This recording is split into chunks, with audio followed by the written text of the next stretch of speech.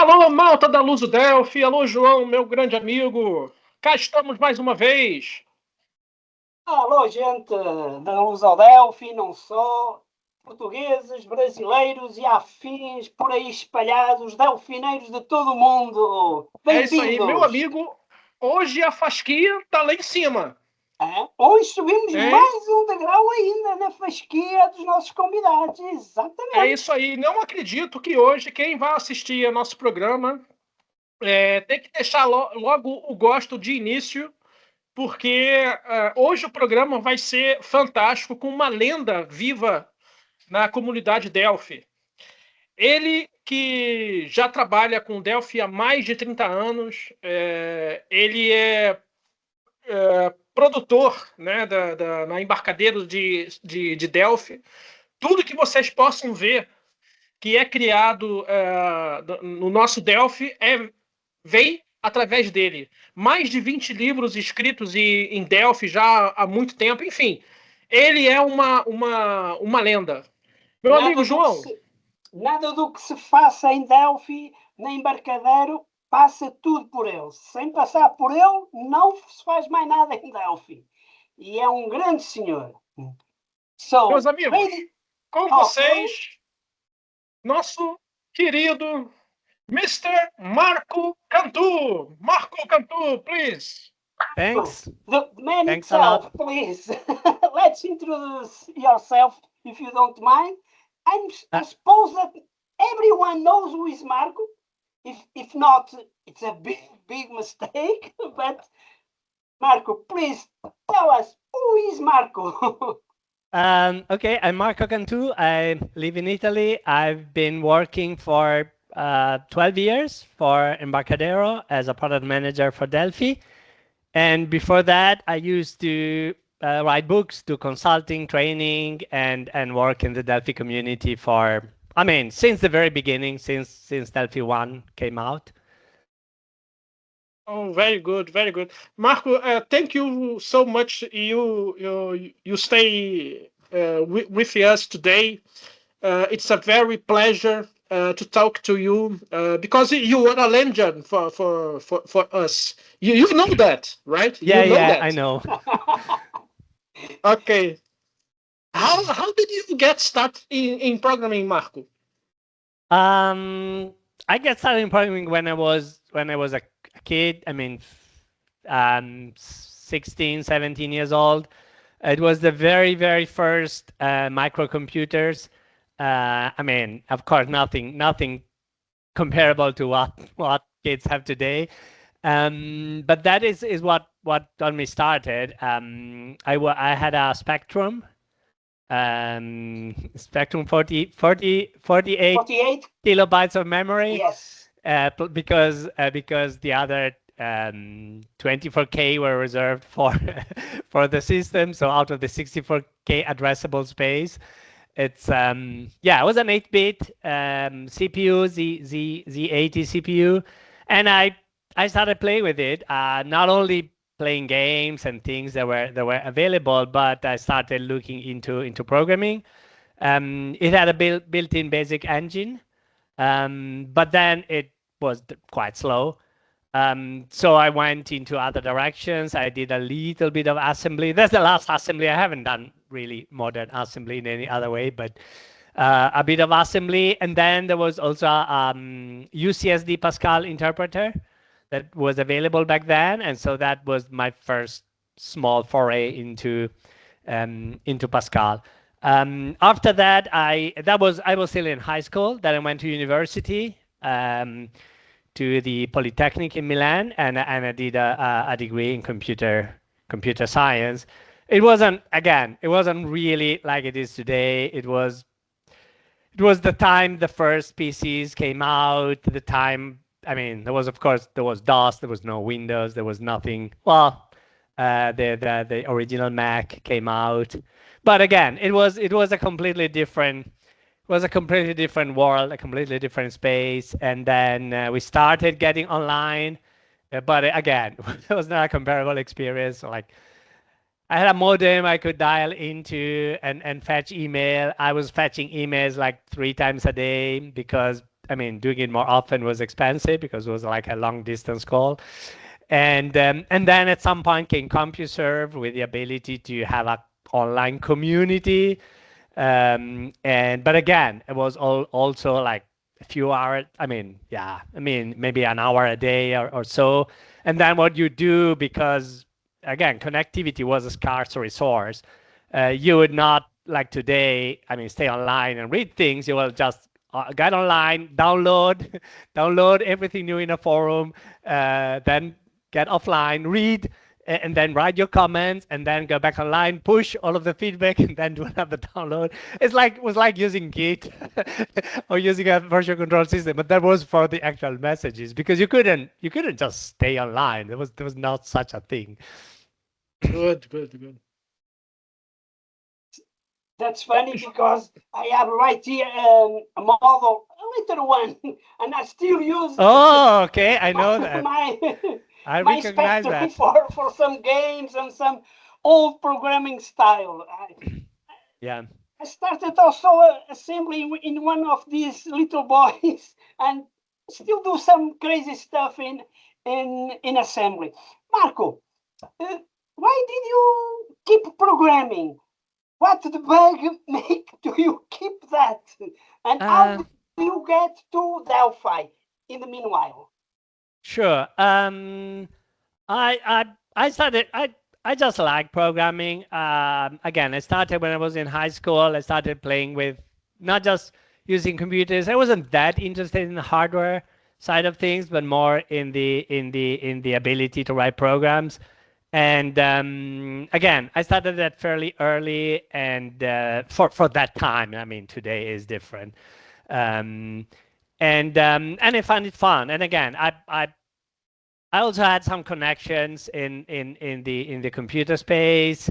Had a couple of friends who were like into this area, and so somehow that helped getting into it. And then when after university was like the most natural thing was continue and get into there. And again, I got into programming. I got into teaching programming quite a bit. I mean, from the inception, from the beginning. So I've been doing programming, but also a lot of teaching and training over the years. But I've also done consulting, and I've done some actual development, large development projects, and so forth. What took me to Delphi? It's it's the fact that at the time it was so much better than anything else. It is still in some respects, specifically if you look at Windows development. Mm-hmm. So before Delphi, I was doing Windows API programming, like the Petzold way, so low-level C APIs. I was also playing with the various C++ libraries out there, the early MFC, which hasn't really changed much, unfortunately, for the people using it. And there was another library that was really, really great. It was called Object Windows Library from Borland. Actually, Borland acquired it. It wasn't originally from Borland. OWL was actually a quite impressive library for the time, but probably even for today.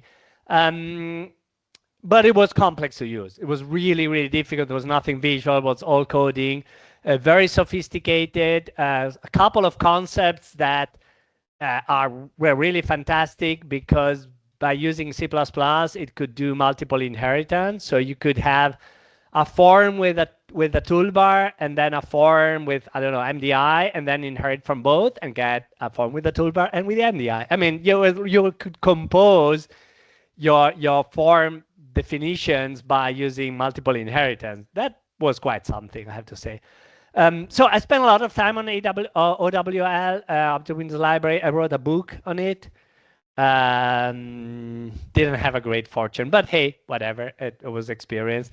And so yeah, I was playing with the available libraries on Windows. I was also playing a bit with another tool that stemmed from kind of the same Object Windows Library core ideas and so forth, which was called Actor. Was a Smalltalk based. environment, but oddly enough, because Smalltalk is completely 100% interpreted and in-memory definition of things, it was actually had a way to compile, so it was producing some decent Windows applications again for the time. So that was I was doing, and I was in touch with Borland. I had a lot of connection with them back then because I wrote a few books on C++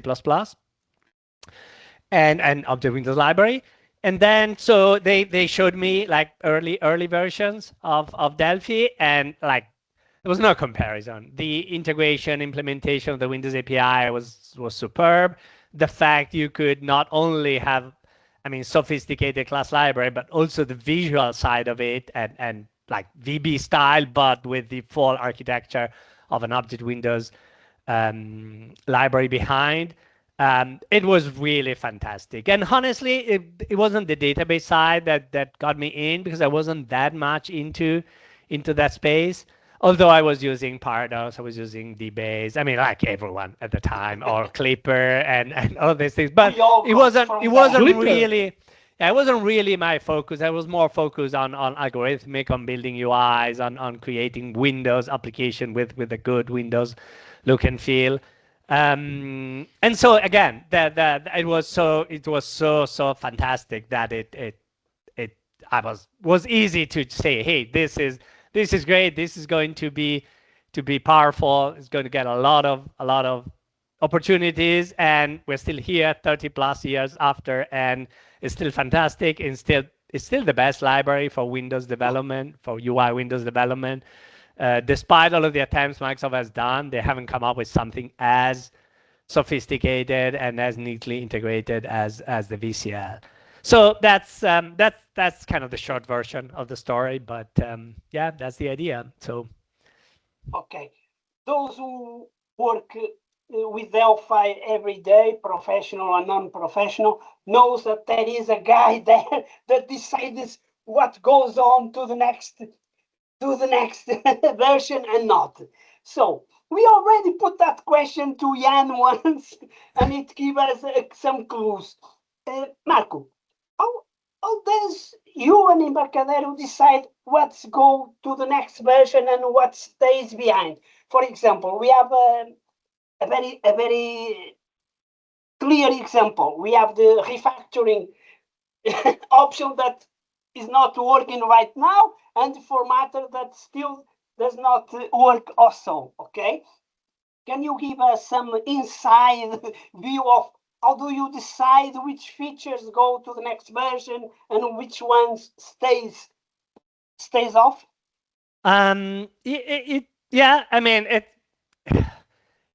in practice is more complicated than it seems. But the idea is that, I mean, in general terms, we keep everything in the product.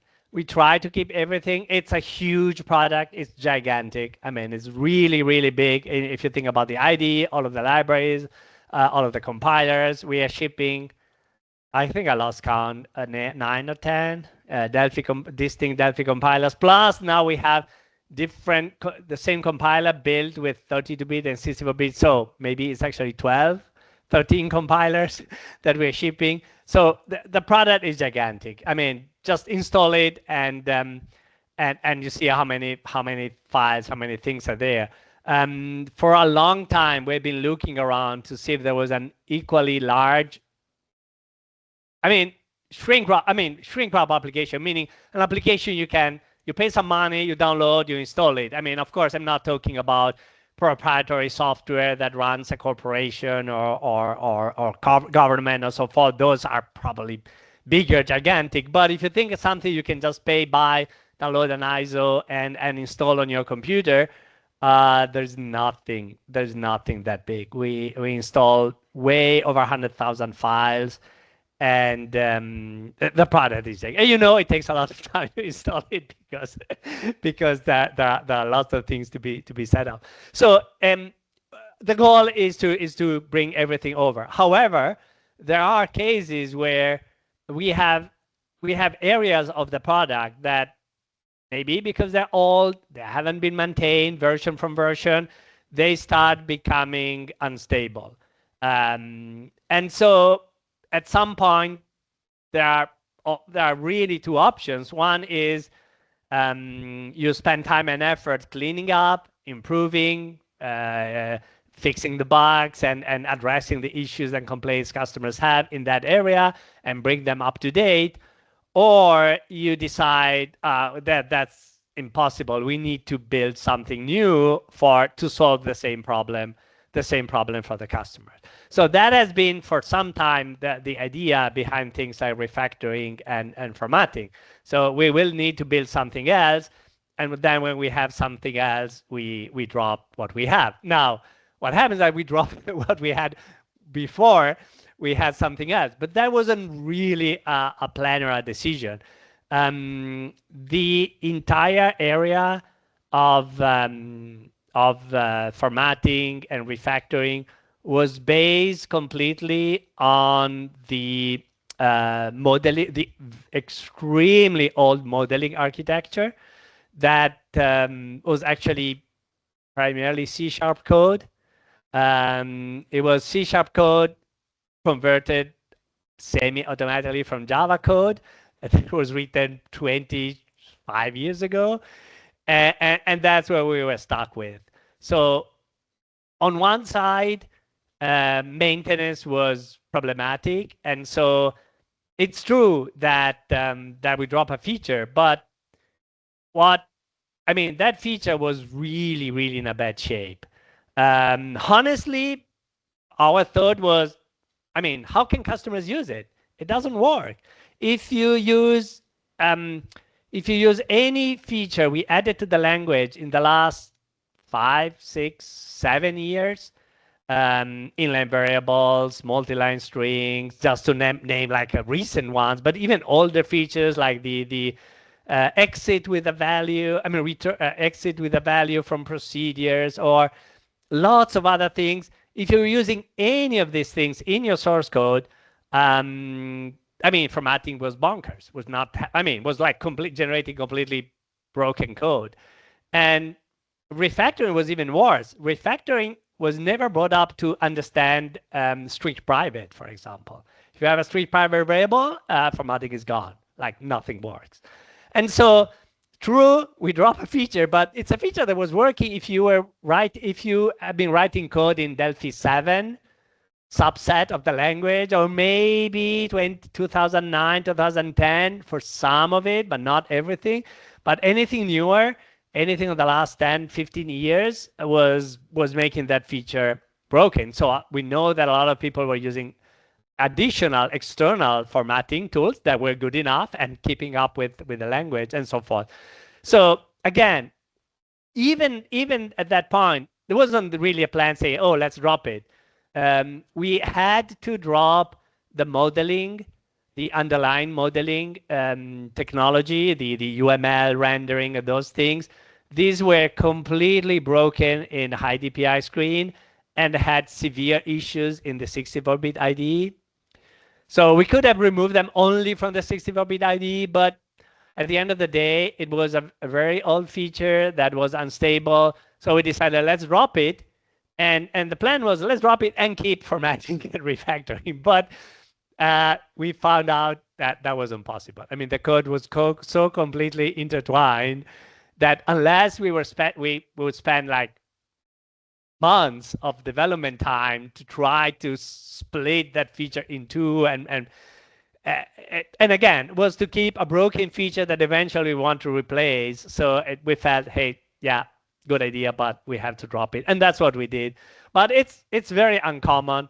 Generally we spend our time for discussing what to add to the product, not what to remove. And removing really happens if something is unstable to the point that we feel that the value we're giving to customers is limited, and people will just try to use it and have to fight with a lot of bugs and issues and inconsistencies. And at that point, the value is limited. But the focus for compatibility and stability is really gigantic. And I honestly I haven't seen in the industry, if I look at Microsoft, but even many other vendors, if I look at Apple, at Google and others, they don't care. I mean, they come out, oh, this is the new year's API. The last year API is deprecated. Then there is like another year, oh, this is the new year API, and everything else is deprecated. You want to get the application to the store, you have to stop, you have to upgrade, you have to migrate. Fine, it works for them, but that's not the way we are doing things. We tend to be extremely conscious in terms of compatibility. Now, we break things at times by mistake, accidentally, at times because to introduce a new feature or to do something new, we cannot keep some of the old capabilities around. Like I can mention one thing. We got for a few years, we got several complaints because Delphi has an object model that's based on classes, and then you create objects from the classes, and that's what Delphi 1 introduced. However, the Delphi Win32 compiler still supports, for compatibility reason, we can say, the object Pascal pre-Delphi object model. You can have a type that has the object keyword, not the class keyword, which is kind of a record on steroids, and it's not really a class. There's no inheritance for objects. It's very limited, and so again, on Win32 that works. It might stop working in the future. I'm not making promises, but it works. But we got complaints. Oh, it doesn't work on Linux. Okay, really?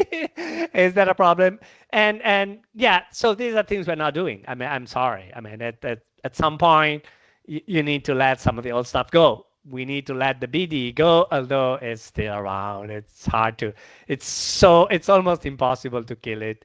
It's not worth keeping. So it's floating around. I mean, it's deprecated. It's not in the roadmap. It might. Again, we might release a version in which it doesn't work, and if it doesn't work, we're not spending any time trying to fix it. But as long as it works, we build, it works, it compiles, fine, it's there on your risk. Again, it's not has not been a feature in the feature matrix for more than 10 years, so it's really completely deprecated. We encourage people to move, and the largest majority of customers have moved to something else. But we keep things around, probably even for too much time. But there is value, and when it's possible to do it, when it's not expensive in terms of we do this, but then we don't do other features that are very important for the customers. We try to keep things around. But again, on the other hand, there is a push to remove things from the IDE, remove very, very old, obsolete features that are unstable. Some of them have value, like we're not removing SOAP, although everyone is doing RAS these days because SOAP has a role in the industry and in the business. But why are we keeping DDE, dynamic data exchange, to have like dynamic Excel cells that are sent back and forth to an application? I mean, who's using these things in 2026? Like no one. It's in the product. We get bugs. We are not putting a lot of attention to those bugs. I'm sorry. And again, just another example. There are lots of old things. Like we have the Office components. We've been thinking of killing them at some point. We can put the source code out there. If it works, it works. But why are we shipping Office 2009, I think, components? I'm not certain. It has a lot of value at this point in time. But again, we know there are customers using them because we get reports, we get requests, so that's it. I mean, yes, occasionally we drop things, but the general focus is to try really to put a ton of effort on compatibility, specifically for the runtime, because for the tooling, for the IDE, I mean, there are dozens of plugins that do refactoring, but encourage and put and get it MMX Explorer as actually a better replacement. You might not love the user interface, but in terms of the capability, it has so much more than the old refactoring had in the product. So, and it's free, so you don't have to pay for it. Thanks to Uwe, who's making a fantastic job making it available and updating it, and it works in the 64-bit IDE. Like, so when we know there is a replacement, we at times we make these things. If like dropping something in the core runtime library that will leave people stranded. There's no migration option. That's something we really, really try to avoid. But again, it can happen because keeping this gigantic product in motion, I mean, supporting Windows 11, but still supporting Windows 10, and maybe customers complain, doesn't work on Windows XP anymore. I'm sorry. João. One complaint that I read a lot in WhatsApp and Telegram groups is, why does not Embarcadero fix all the bugs before releasing a new version? Oh, we could do that. We will have no new version for the next 5 years, and then probably we'll stop selling. And then if we stop selling, we stop having money, and we don't have money to pay for someone to fix the bug. So it's, I mean, it is true. It is true that bugs are annoying customers. We do spend a lot of time. We generally, I mean, if we look at the internal account, we generally fix 1,000 bugs every 6 months, every release, roughly. I mean, it's 1,000 bugs is a lot of bugs, and it's, and I know that people say, oh, but this is a fix, takes 5 minutes. That's not no, that's not true. Specifically, it's a runtime thing. I mean, yeah, writing the fix, writing the code might take 5 minutes, but then you have to create a review. You have to explain others in the team what you're doing and why you're doing it. You have to have multiple people reviewing your bugs. Then you have to commit. You have to build, make sure nothing breaks, and then you have someone in QA who would check the same test case and see, okay, it's now fixed, but also check for similar scenarios which might have a regression because of that fix. I mean, the problem, again, is not fixing bugs. It's fixing bugs in a way that you don't cause a regression, and which is problematic because we have code, we have tests, but our customers have billions of lines of source code, and they use the product in ways that we couldn't even envision or think or consider. And so we can break their code, and it's not good. And so we're fixing a bugs for which maybe everyone has a workaround and can live with. We fix it, yeah, happy, they can remove now the workaround, but then we break other code that was working perfectly in the past. So the difficulty is not the one fix or the one fix, oh, it works for me. I mean, lots of customers say, oh, I made this fix, it works for me. Great, but it doesn't work for like another 100 developers out there using the same component. And so that is the complexity. But we are focused on addressing a lot of bugs. We do, and again, at times though, fixing a bug requires reworking something in the product, and it's better and more reliable and a better long-term investment to fix something in the core product than trying to chase individual bugs. For example, one small thing we did in 13.1 is to integrate the bookmarks the bookmarks plugin. Bookmarks is a very, very nice plugin. I mean, the bookmarks in bookmarks are so much better than what Delphi used to have for the last 20-something years. They're nicer, they're more effective. You can use the temporary bookmarks at the current bookmarks, which are very, very handy. Lots of great things. But because it was not integrated, there were some bugs, some exceptions, some corner cases where things were broken. And so, yeah, we could try to fix it, but it was much better to take the code, merge it into the core, replace the old bookmarks with the new bookmarks. They are basically a superset, so we're not losing any feature by doing it. There are a couple of slight differences, but we're not losing any feature.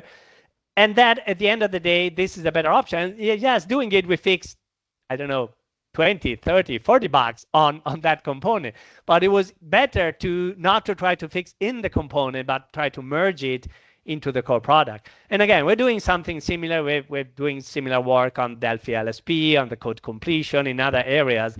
At times, just chasing individual bugs it becomes too big of an effort. You need to rethink some of the code and the architecture, and that's a long-term goal.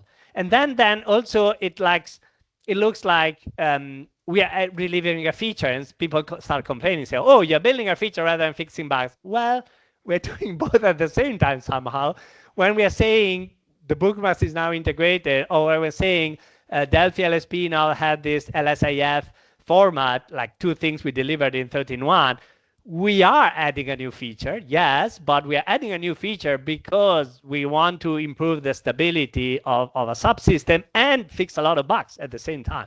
So there are like, if we introduce a normal compiler, that's a new feature. There's no doubt. It's something brand new. But a lot of things we're doing are kind of borderline. Yes, there are new features that we introduce to help address quality in the product and provide something for the long term, not just a quick patch, a quick hack that will going to break next cycle. Yeah, understood. Okay, very good. George? Marco, how do you see AI impacting the future of the software development? And do you use any AI tool to help you with your work? Right? That's an interesting question. AI is going to change the way no, it's not going to change the way developers work. It's going to change the way everyone works. Probably also the cooks or the truck drivers, and like so. It's affecting everyone. It is affecting developers probably sooner, or maybe a little more. I don't think a little more, but sooner, because of course there are lots of developers who do AI, and of course the first goal is to help developers. Help themselves, build tools for themselves, and build tools for fellow developers. So certainly development is at the forefront, but AI is a change that's going to affect everyone. I think the effect is going to be gigantic. It is already. It's only going to increase. But I don't think we can envision or understand or really foresee what's going to happen, not in 4 years, like next year. It's moving so fast. It's taking up and downs. It's very difficult to see what is going to happen down the line. It's difficult going to see how much the complete automation idea, the agentic AI, everything is going to happen, and you just watch the computer, you just talk to the computer and watch it doing things, is going to deliver. I have some reservations because it can do fantastic things. It can also do a ton of damage. And the other thing that is to be taken into consideration is the cost of AI. Right now it's relatively cheap, but the only reason it's cheap is that these companies that are building AIs need to position. They need users. They don't need revenue. But I don't think they can continue forever. They're putting such an unbelievable amount of money into building web farms, into building infrastructure, into buying. They're buying all the graphic cards and all of the RAM that are leaving us poor developers without computers because they're buying everything and prices are going crazily up. But this is not free stuff. And eventually they will start charging. You now get, if you want to have like a good level quality, now it's 200, 250 a month. But they will not break even with that amount of money. They will need to charge 2,000, 3,000, 5,000 a month. With 5,000 a month, I can take 3 developers. Wait, it's better than using an AI tool. I don't know. Maybe a tool with a little bit of AI, like the local hosted free systems. Again, it's moving very fast. It's very difficult to envision what is going to happen, but it's here to stay. There's no doubt. It's not going away. That's a completely illogical idea. Even if like all of the big companies would bankrupt and stop offering it, I can install my LM Studio or Llama on my machine. Maybe if I can get like a decent graphic card and a decent GPU and some memory.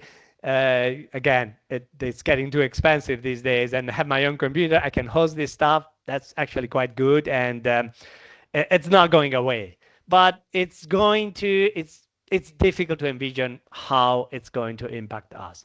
What you need to do is use it. I use it for different type of tasks, for some of my business roles, for some development experiments, for a lot of other things. I think it's important. I think it's important for Delphi to have good AI capabilities, and that's a direction we're working on. Thank you for your answer. Marco, how do you view the Delphi community today compared to the 90s and early thousands? I think it's very different. In the early days, it was a community of passionate young developers. Now it's a community of developers. Average age is not exactly young. They still use it, but they have a few other things in their lives compared to spend time with fellow Delphi developers. So it's been more. It's a tool. It's a professional tool. I'm using it. I might still go to an event, a conference, and things, but I have a business. I have code to write. I have applications to build for my customers. So it's become more of a commodity, more of something relevant. No, there is still a community which is relevant. I mean, if you look at other ecosystems, there is even, communities were all over. There were communities for each language, each tool. Now they are kind of a rare occurrence. There are some of the new new niche languages have this like large community followers and active people, but overall, for a lot of people who started using tools and grew with tools, it's a tool, and so the community might not be that gigantic and passionate. I think the only exception is Brazil, probably, but the rest of the world, the community is not that passionate, but it's still holding up. I go to a lot of small events with 100 developers here, 100 developers there. In Europe, there are lots of activities, lots of things happening. There are new young developers joining. They're joining not because they're young developers who want to build a new piece of software and pick Delphi, but because they are hired by companies who use Delphi and don't want to change, and so they train them into Delphi, and so they get new blood, if you can say, into the community. And so it's very different from what it was. But again, online development communities are very different for everyone, not just for us. If you think about Java as a community, I think Oracle did a lot of damage there. But and there are lots of Java developers. I don't think they really feel to be a community. So it's a different world. Okay, good. We are getting home. We are from the first communities development. I think the passion for us is still there. For the youngest one, it's not the passion, it's the money, the jobs they need to get. It's quite different, Marco. Yeah, that's really what's going on today. Marco, what is your current project? What are you doing today and plans for the future? Can you tell us? If you can, of course. Sure. No, no, I'm not discussing what we're doing in the product, but I have personal projects. So there are a few things I'm doing at a personal level. One is it's something that's been floating around for a long time, and I hope to have a little time to nail it down now. I have a blog that is completely self-hosted and powered by Delphi, but it uses an outrageously old code and architecture. So I have a replacement written that uses web stencils. It's a simple web broker app with web stencils that I plan hosting on a Linux box, and uses interface behind the scenes. It's 80% done. The last 20% might take a lot of time, but that's when I have a little free time, which is rare. I put some effort into it. The other things I do in terms of programming, more related to work, but again, my personal projects, not strictly business. I do a lot of Jira automation. I write a lot of software in Delphi that processes Jira tickets, matches the internal Jira with the public systems we have. For example, the new migration of the old quality portal, the RSP. I basically worked on it. I downloaded everything was in the old system and uploaded everything in the new system. We're talking about 50,000 Jira tickets, so not something you can do manually or with a different process. And so I did a little work. That's things I do. I have my own structure to do using the REST components, using FDMM tables. FDMM tables are really powerful. When I have everything in memory, then I can do very sophisticated algorithms to match and compare things, and then I can automatically like do things in the system. So yeah, I mean, if you get a notification, Marco closed the ticket, it's not me actually. It's an automated tool that uses my account.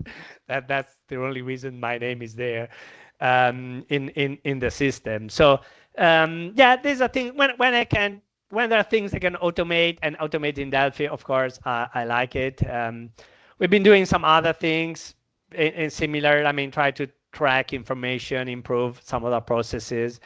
And so that's some of the coding I do. Then I do write demos, examples for new features, but those are really more tied to the product. Good. Marco, what would you say to someone who is just starting out in programming or wants to begin? Well, that's a good question. In the early days, there was a limited set of options. Now there is a lot out there that can get you started.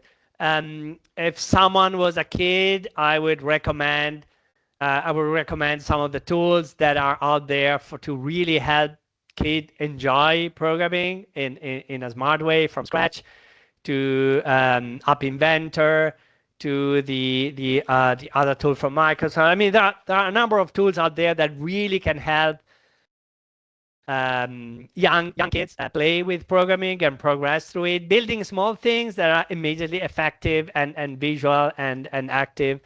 So that's what I recommend to younger people. The other thing I do quite a bit, although it's becoming a bit complicated these days, I've also done a lot of programming with Lego Mindstorm and Lego related tools, because Lego is my personal passion outside of work.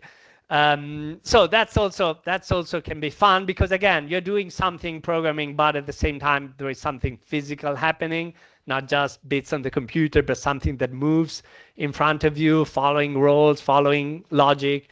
And so I think that is very nice. But again, this is about, I mean, young people starting. If I need to think about developers, I mean, someone who wants to get into development, I mean, there's such a variety of tools that is great. I mean, I honestly think Python is a very good language also for learning. It has although it's not as structured as I like Delphi or strongly typed language, it has a very good flow. It's a very good approach. Python is a language that was meant for teaching, and it shows. There's been two languages in the history that primarily was invented for teaching and ended up being useful in the business world. One is Python, and the other is Delphi/Pascal and that space. I mean, C was written for programming, not for teaching. I mean, who would teach C? I mean, it's a disaster. And honestly, same as C++. I've done a lot of C++ in the past. We still do C++ today, but it's not a good start for the language. I know there are universities that teach C++. I'm not sure I get it. So, and then, yeah, there are many other options out there. Delphi has a good role. It's nice because, again, because it makes it easy to build something visual.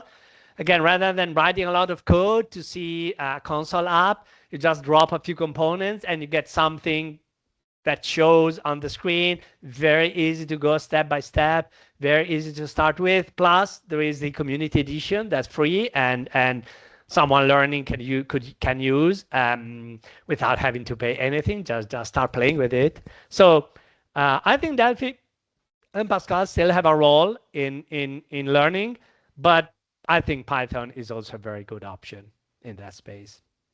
Last time we spoke with Sileide Campos, and she works a lot with Python and showed us a small robotic arm. Yeah, I've seen that. Controlled by Python together with Delphi. It was amazing job that is done. Something that makes my blood boil today is the bytecode. I don't see how we can say that is coding. No, it's something else, something very different that I can't imagine working with that. Today with AI, there is a lot of confusion about programming. Yeah, I think it's just very refined, sophisticated, and honestly useful copy and paste. I mean, it's better than Smart Overflow. It's better than the old Googling. Oh, go Google, how do I add an item to a list box in Delphi? And you get a line. It happens in your IDE. It happens there. It's the same thing. But you need to understand what you got back. That's the problem, because you can get back very useful code. You can get back completely illogical code, something that doesn't work, doesn't compile, doesn't make any sense, because as much as these tools can really, I mean, synthesize reasonable answers and good answers to requests, they can also come up with weird errors and weird mistakes at the same time.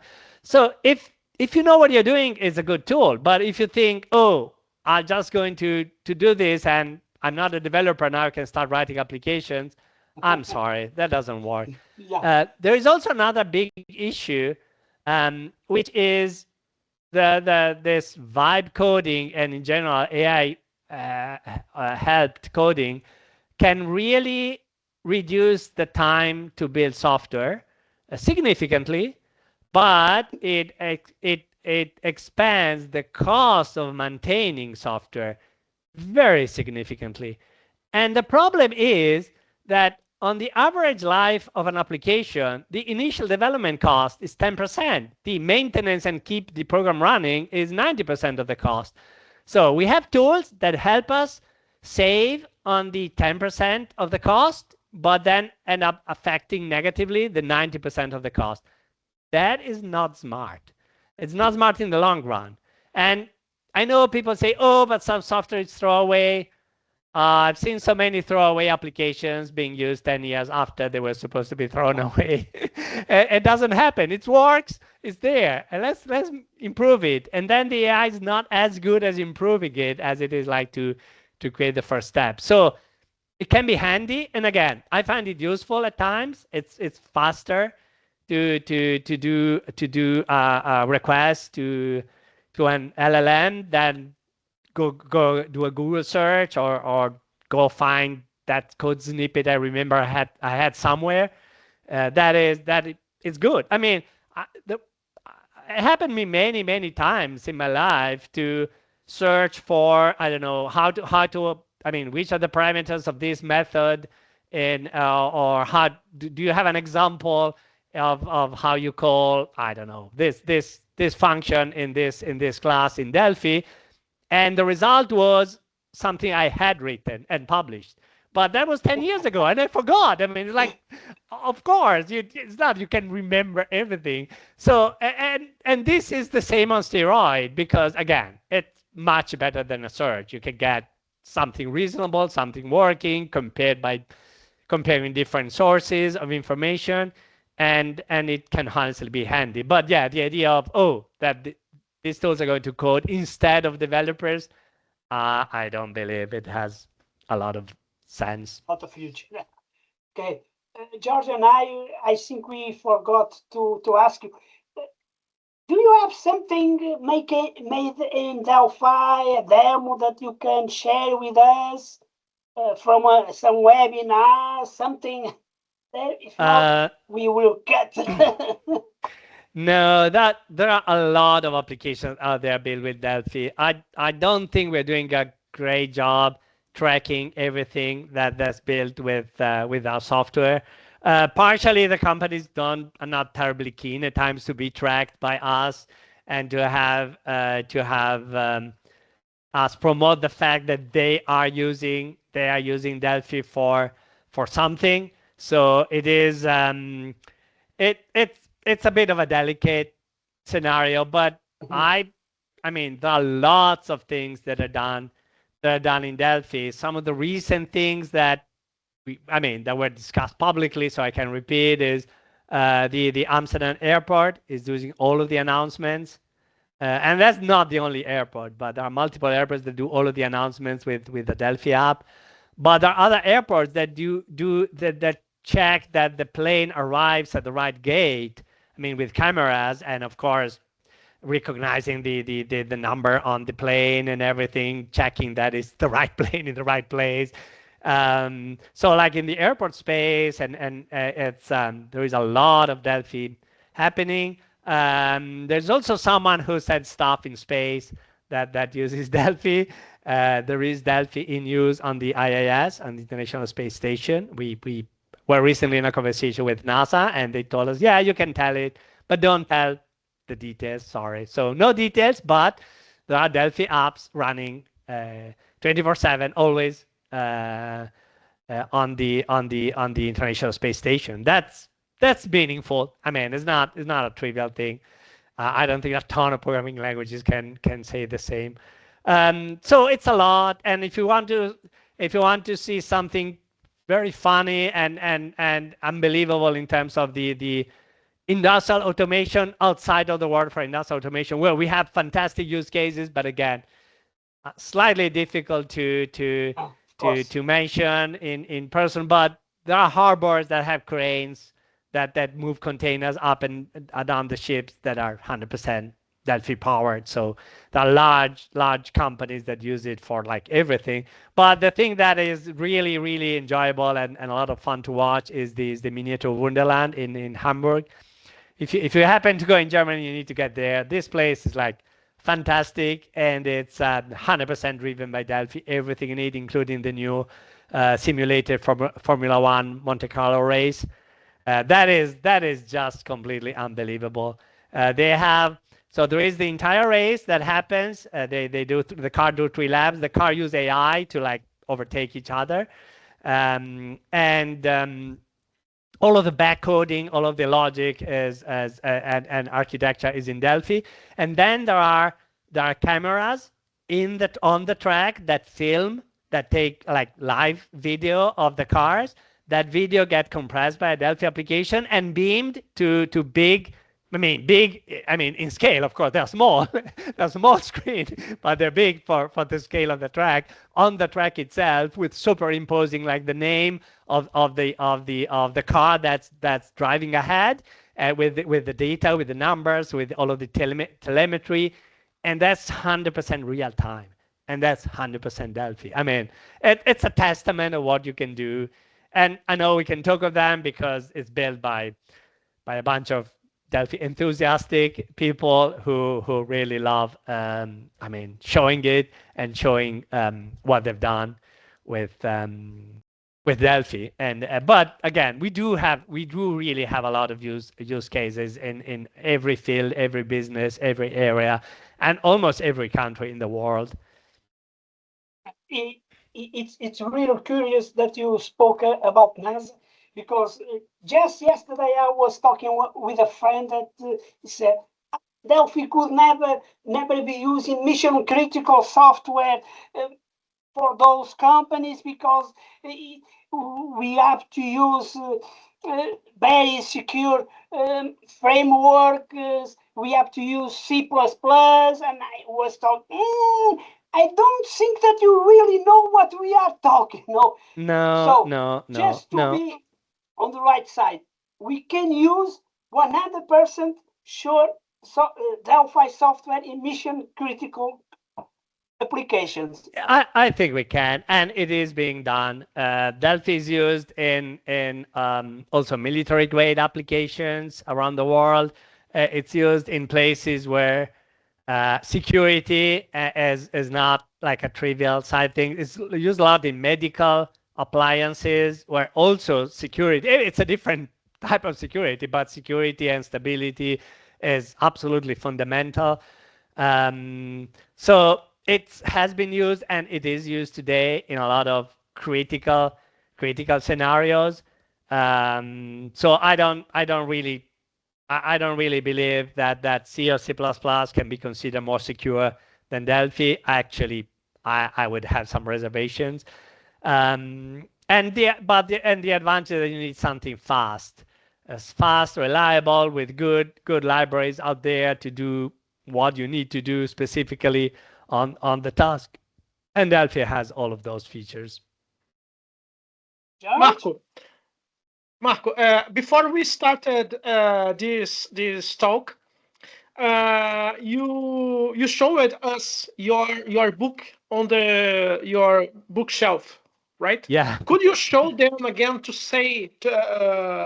record for the podcast, please? Sure, absolutely. So there are some books behind here. These are the recent books. This is my last language book and some publishing books. I contributed one of them. I did this work only because it was the old book from Pavel Glowacki, who died several years ago, and his book was old, and they were looking for someone to update it, and that's why I did. Otherwise, I really won't have time to work on a book. But yeah, I have another shelf with all the books. There are more. Yeah. These are the older books.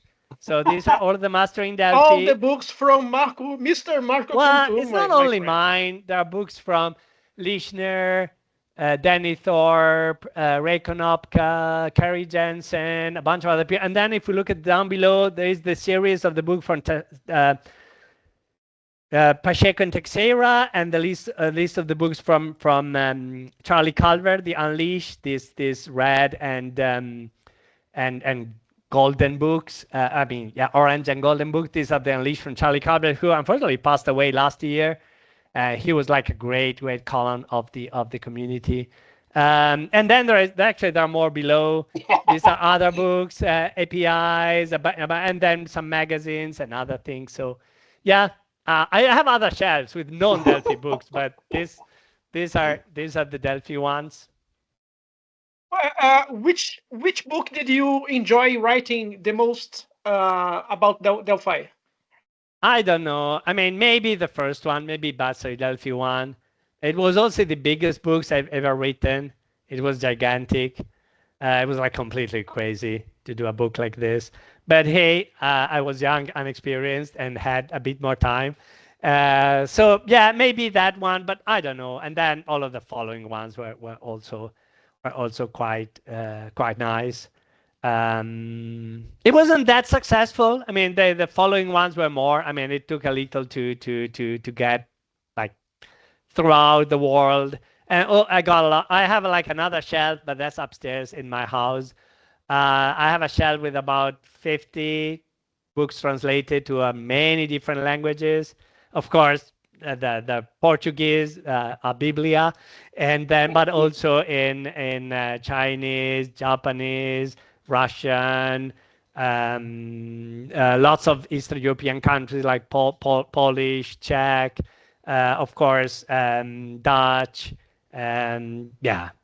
Spanish. Italian, as well. Yes, of course. a lot of languages. So, but yeah, that's I don't keep them here. It's like this. It's too many. So. Do you think to come to Portugal in some events in the future? I don't know. I was there actually a couple of years ago, but for an internal company event. I'm getting to Salamanca, which I know is in Spain. It's not far from Portugal, but in Spain. I'm coming to Salamanca for the International Pascal Congress in June. So I will be near Portugal if I want to put it that way.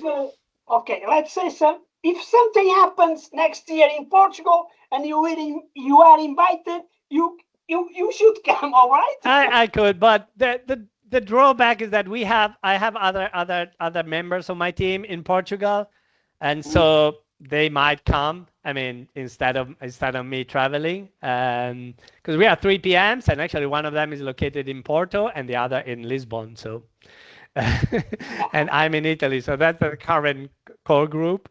It's not so far. Yeah. Anyway. A small trip. Yeah. Marco, we are already have past 1 hour of talking. It was always a pleasure to talk with someone like you and someone else like Ian. We are going to get some very special guests coming. And just to finish this talk between us and to all others, can you share a final message to all people working with Delphi today? Sure. I mean, we are really focused on keeping the product going, keeping the product alive and kicking. We just released Windows ARM support, which wasn't exactly a simple thing to do. It's a first-class native Windows ARM support. We have other significant plans for the future, so we keep working. We're also looking at quality and improvements. The product is moving. The product is moving ahead. The user base is active. So there's no doubt that the product is viable today and will remain in the future.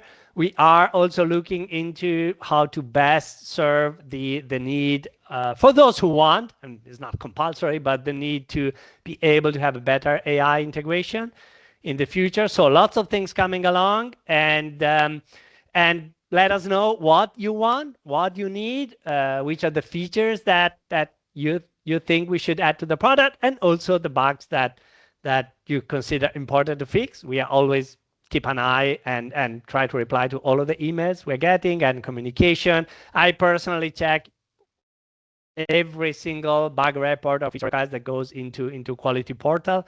So we are open to feedback, to ideas, to suggestions, and also the other thing, if you have code and components and things that are useful, share them with the community, join others that are doing fantastic libraries for the community on GitHub and in other locations. These are helpful. They help make the product interesting for others, and it help keeping the community alive.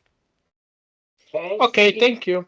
So we will put your social media and contacts in our video, of course. But Sure. if you can say your contacts, your website, your everything, Sure. You can say. Yeah. My personal website is www.marcocantu.com. There's also a blog. It's linked to it. It's blog.marcocantu.com. Nothing extraordinary. These are my personal things. Of course, www.embarcadero.com or blogs. Embarcadero.com is where I actually do some of the blogging as well. And in terms of email, marco.cantu@embarcadero.com. It's fairly simple. That's the primary email contact for anything business related. Okay. Mr. Marco Cantu, thank you so much. It Thank was you. amazing. You know, your contribute for the Delphi community is incredible for a long time. And what I said when we started this podcast, you are a legend for us. You know that. I think João agree with me. And it was very pleasure to talk to you, to know you in person, because I have read a lot your blogs and texts and books and whatever, and talk to you. It was very incredible. Okay, thanks. Thanks for your kind words. Yes, okay. And I really hope to meet you in person one day. Sure. Here in Portugal or in Italy. Maybe. No. Maybe. Right? You should come over. Okay. Yes. João, So, ladies and gentlemen, as you could see, we have a well of knowledge of Delphi and other stuff. He does not know only about Delphi, but other stuff as he talked during the podcast. It was always a pleasure to have someone so passionate about Delphi and the community. Thank you a lot, Mark, once again. It was my profound pleasure to personally meet you and talk to you. And I think many of you who are watching this podcast will understand why Delphi is so good for everything. Once again, yeah, I think it is. Thanks Thanks a lot. Thank you for having me. Bye. Thank you. See you. Bye. As opiniões e declarações feitas pelos entrevistados do Papo Dev com Portinho são de exclusiva responsabilidade deles e não refletem necessariamente a posição dos apresentadores, da produção ou do canal. O conteúdo aqui exibido tem caráter informativo e opinativo, não estando vinculado a qualquer compromisso com a veracidade ou exatidão das falas dos participantes. Caso você se sinta ofendido ou tenha qualquer dúvida sobre as declarações feitas neste vídeo, por favor, entre em contacto connosco para esclarecimentos. Estamos abertos a avaliar e, se necessário, editar o conteúdo para garantir a precisão e o respeito a todos.